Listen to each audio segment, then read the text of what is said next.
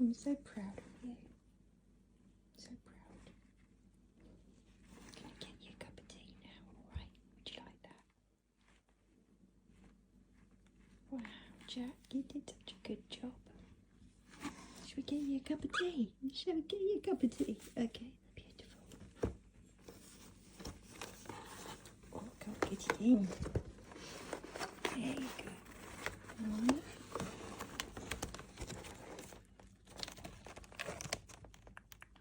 Last night, Jack dragged me by the arm, kicking and screaming, because she wanted to show me something that she had made.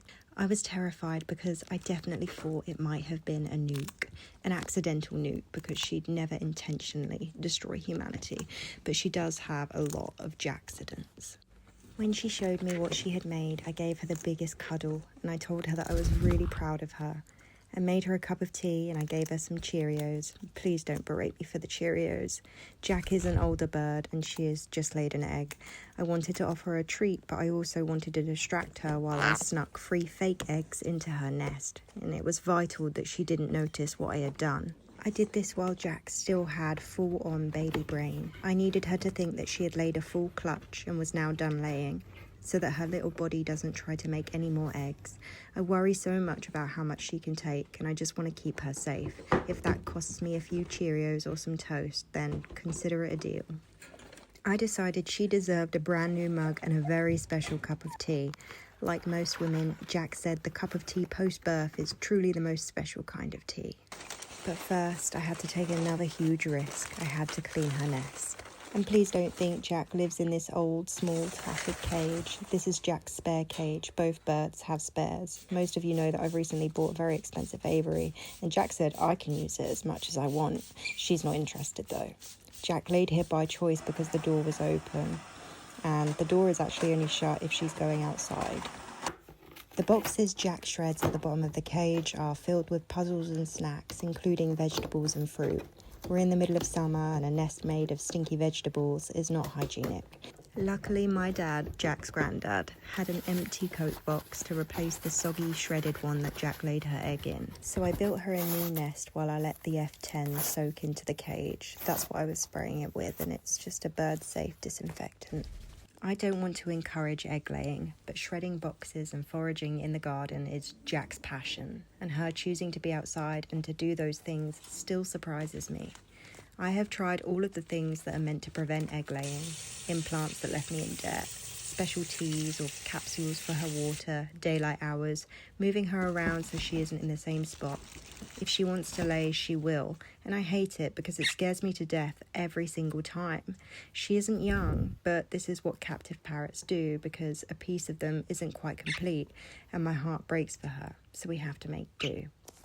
I added some dry treats to a foraging box and popped it at the bottom of the cage. Jack's chop will be in the living room and on top of her nesting cage, just to kind of protect the nest. Absolutely nothing happened in this kitchen, unless it did, in which case it... Well, I'm trying to tell you. In which case it was all Yoshi.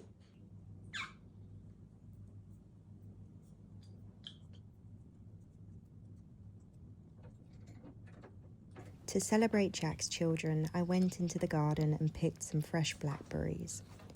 These have had absolutely nothing sprayed on them, and they are completely safe.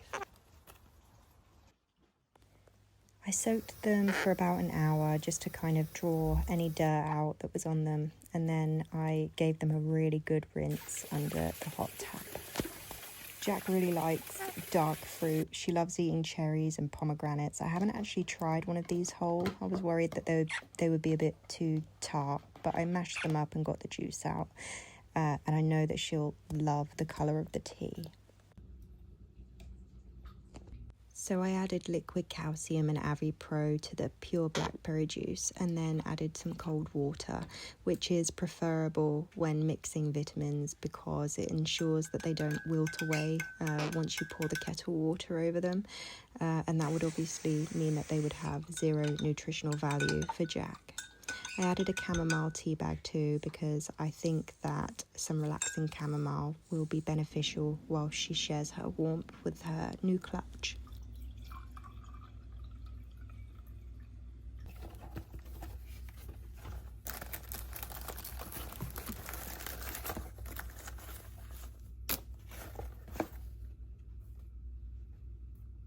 I gave her the cup of tea on top of the nest cage so that she didn't have to travel far away from the nest. She has refused tea in the past if she's not close to the babies.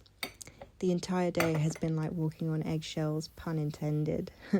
I was so scared that Jack was going to reject the fake eggs and then the clean nest, and it was all a bit of a faff. But I feel so much relief because she is taken to both, and she had a cup of tea on top of her nest cage. So now you can enjoy the sounds of her enjoying her tea. I will continue to spoil Jack and tell her how proud I am of her, because laying an egg is no easy job. And in my mind, it really does prove that ladybirds are just incredible.